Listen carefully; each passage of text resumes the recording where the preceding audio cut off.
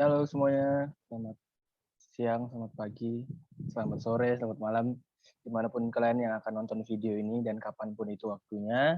Dan kembali lagi di Krisna Podcast. Nah, sebelumnya saya perkenalkan diri dulu, saya Krisna Yudhistira, saya mahasiswa dari kampus Sanata Dharma, Universitas Sanata Dharma, tentunya di Yogyakarta, dan saya mahasiswa dari program studi bimbingan dan konseling. Nah, kali ini saya akan membawakan sebuah podcast dan saya nggak sendirian, saya ditemani rekan saya yang cantik tentunya. Silahkan perkenalkan diri, Mbak. Siapa? Halo, halo Mas Krisna. Halo semua, nama saya Katarina Diva Anastasia dari Prodi Bimbingan dan Konseling Universitas Sanata Dharma. Halo.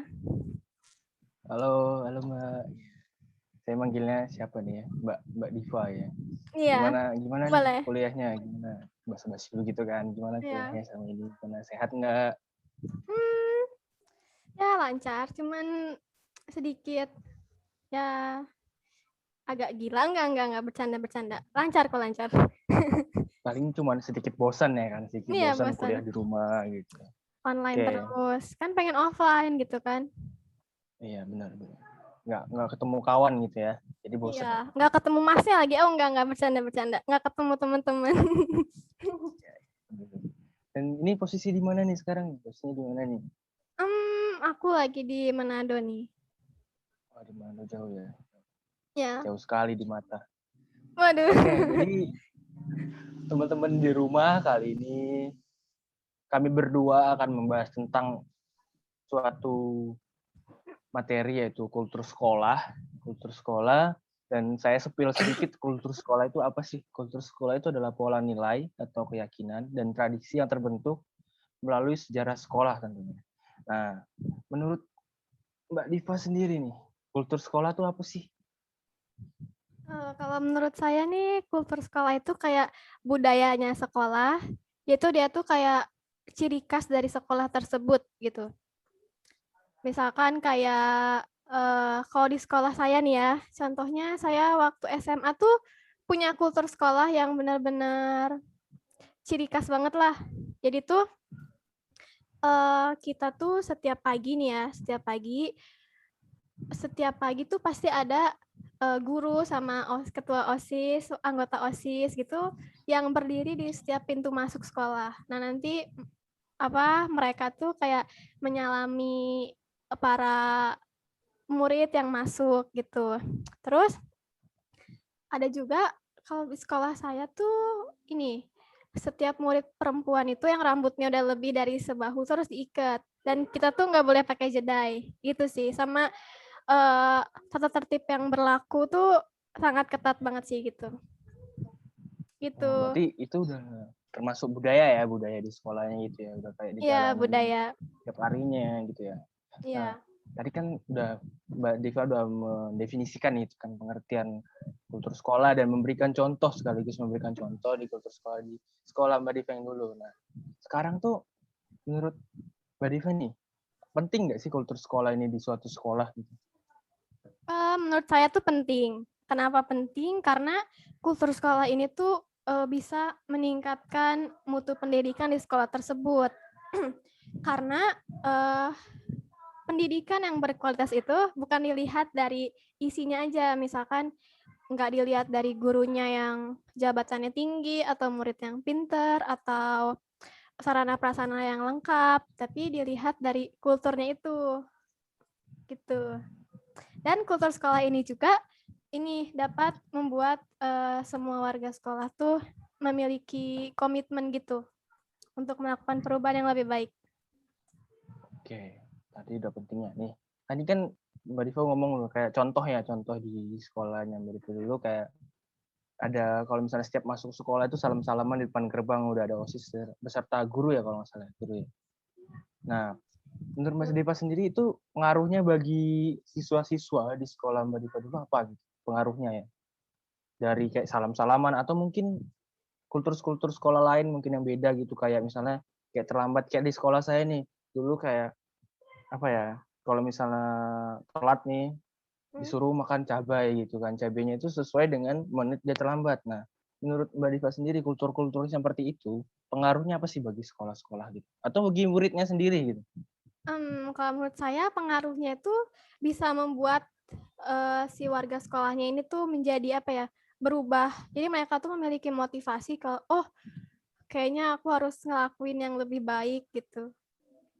Jadi misalkan kalau misalkan nih ya kayak di sekolahnya Mas itu kan makan cabai nih. Jadi kan pasti dia mikir kayak, aduh berarti aku nggak boleh telat lagi nih gitu. Berubah jadi lebih baik lagi.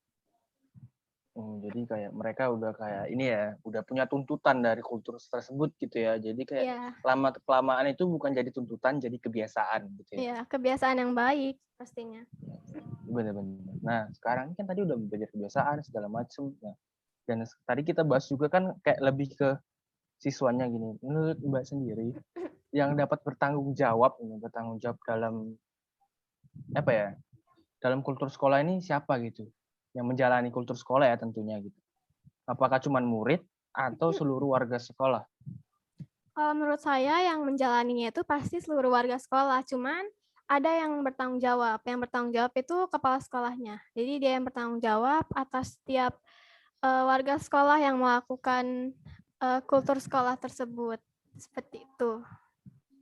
Oke, dan berarti kayak kepala sekolah nih ya, kepala sekolah ya. Ya, Nah, kan kayak saya atau Mbak Diva ini kan nantinya pasti kalau misalnya lulus dari kampus Sanata Dharma itu pasti nanti larinya ke ranah pendidikan atau menjadi guru gitu kan. Nah, semisal Mbak Diva jadi kepala sekolah ya. Amin amin puji Tuhan itu kalau jadi kepala sekolah amin. nantinya. Dan mungkin ada yang mungkin dalam hati Mbak Diva ingin menciptakan kultur sekolah yang bagaimana gitu. Ada nggak? Kalau saya sih pengen menciptakan kultur sekolah yang bisa mendekatkan murid dengan gurunya, karena kan kebanyakan sekolah tuh muridnya takut ya sama gurunya. Mungkin dianggapnya tuh bukan takut sih, kayak terlalu hormat gitu kan, terlalu formal gitu ya karena pengen dapat nilai bagus mungkin. Cuman saya tuh pengen menciptakan kayak muridnya tuh nganggap si gurunya ini teman aja gitu. Jadi saling cerita, saling mengajari, saling belajar, guru mengajari murid gitu.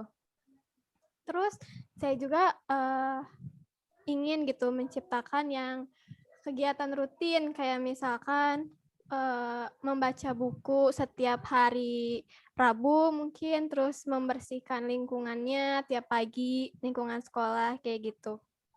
Sama pastinya ingin bikin peraturan ini tuh membuat siswanya ini jadi siswa yang baik juga, yang positif gitu. Berarti berarti bisa dibilang tuh Mbak Diva ingin menciptakan yang kayak murid-murid yang bukan cuman sosialnya yang bagus, tapi juga akademisnya juga bagus ya. Jadi kayak diseimbangin Ya, gitu antara sosial dan akademis, yang mana sosialnya kayak muridnya itu hormat terhadap gurunya, tapi hormat dalam rangka kayak ya masih menghargai gurunya lah, kayak misalnya udah walaupun kan banyak nih kayak sekarang ini kan banyak kayak murid yang terlalu menganggap teman sama guru, jadi kayak dalam tanda kutip itu kayak kurang ajar gitu kan. Tapi mungkin Mbak Diva ingin menciptakan kayak suasana yang mana guru dan murid itu deket apa ya, deket banget tapi dalam rangka tetap namanya orang tua gitu kan. Jadi kayak ada batasannya lah, batasan umur gitu. Dan juga kayak Mbak Diva juga ingin menciptakan yang namanya kayak rutin membaca buku gitu kan, membersihkan lingkungan sekolah. Berarti kayak memperhatikan ada akademisnya juga kan, karena betul. kita bisa dibilang itu kayak orang-orang bilang buku adalah jendela dunia gitu kan. Jadi Betul kayak sekali. kita belajar dari situ gitu kan, bukan cuma dari Ya. gurunya saja. Dan juga tentunya juga Mbak Diva ingin menciptakan lingkungan sekolah yang bersih dari murid-murid yang baik ini tadi tentunya gitu kan. Ya. Oke. Nah, dari penjelasan Mbak Diva semua gini tadi kan, sekarang kita masuk ke sini nih.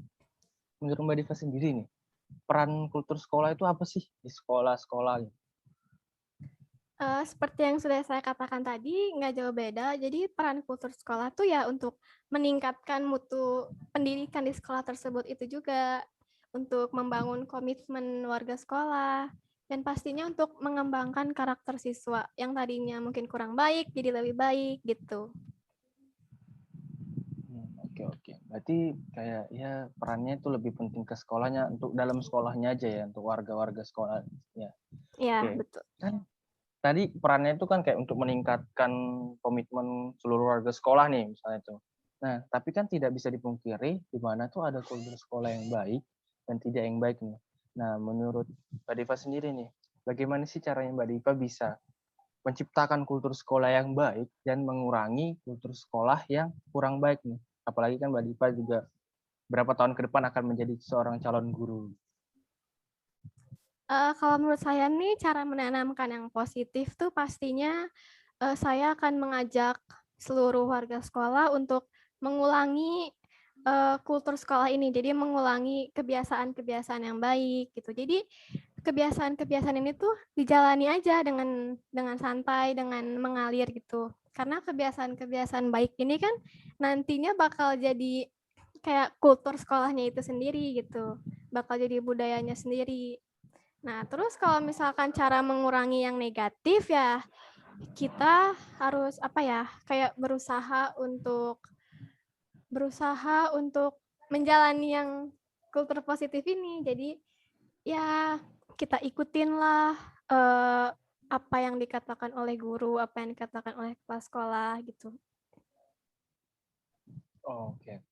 Kan kayak sekarang tapi tetap masih di ini ya, kultur positif dan negatif. Ya. Kalau misalnya nih kan Mbak Diva nanti jadi guru ya kan, kita nggak bisa yang namanya memungkiri kayak masih ada aja siswa yang kayak lebih memilih yang buruk daripada yang baik. Mungkin apa sih nanti yang akan Mbak Diva lakukan, ataukah kayak menghukum, ataukah hanya memberitahu gitu kan, apalagi kita ini sebagai bisa dibilang sebagai calon guru konselor di sekolah gitu. Apa sih tanggapan Mbak Diva terhadap murid-murid yang seperti ini gitu? Kalau saya sih bukan ke menghukum ya, karena kan ada yang bilang kalau murid digalakin atau dikasarin tuh malah semakin Dikerasin. menjadi-jadi kan, ya dikerasin. Jadi saya tuh paling hanya memberi sedikit peringatan supaya dia tuh sadar gitu apa yang udah dia lakuin. Nah, peringatannya ini kan nanti pastinya bakal dia olah gitu kan, jadi dia tuh mikir kalau berarti saya harus berubah gitu. Peringatan-peringatan kecil yang mungkin sama dia bisa dipikirin baik-baik gitu. Oke. Berarti tadi udah kayak tanggapan yang paling cuma diomongin aja gitu, diomongin baik-baik gitu ya, tanpa kekerasan. Karena memang benar sih kayak orang Indonesia itu makin dikerasin malah jadi batu gitu. Nggak tahu kenapa gitu. Betul. Ibaratnya kita jadi ibu malin kundang yang mengutuk malin kundang gitu kan. Waduh, betul. Jadi batu. Iya. Jokesnya agak garing. Lucu ya Mas ya. Ternyata. Makasih loh Mbaknya. Iya. Oke. Tadi kan kita udah bahas kultur sekolah nih, kultur sekolah tadi kayak Mbaknya yang udah punya mungkin ada gambaran nanti kalau misalnya jadi kepala sekolah bagaimana, apa ya kultur sekolah apa yang mau diciptakan gitu. Dan Mbak Diva sendiri, menurut Mbak Diva sendiri ya, faktor pembentuk kultur sekolah itu apa gitu? Kalau menurut saya faktor pembentuknya itu yang pastinya warga sekolahnya, terus kayak kepala sekolah, guru dan muridnya, karyawan. Dan yang kedua tuh sarana dan prasarana. Karena kalau misalkan nggak ada sarana dan prasarana tuh kayak kurang lengkap aja gitu kultur sekolahnya. Dan yang terakhir tuh pastinya lingkungan yang kondusif. Karena kita bisa menjalani apapun dengan baik tuh kalau kita berada di lingkungan yang kondusif, yang mendukung kita untuk melakukan hal baik tersebut gitu. Iya sih benar sih, kalau kayak lingkungan yang kondusif, kalau misalnya lingkungan yang nggak kondusif tuh malah kayak yang lebih tercipta tuh malah kultur yang negatif ya, bukan kultur yang Betul. positif. Jadi mungkin simpulan kita dari kultur sekolah ya, mungkin kultur sekolah yang kayak kita bisa menjalankannya dengan baik atau bagaimana, dan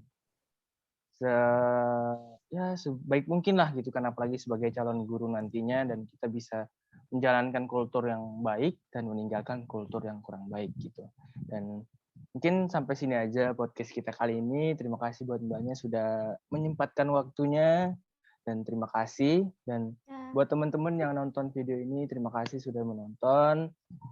Kiranya dari video ini bisa mendapatkan manfaat. Dan dari saya, Krisna Yudhistira, dan rekan saya, Diva. kami pamit. Terima kasih. Terima kasih semua sudah menonton.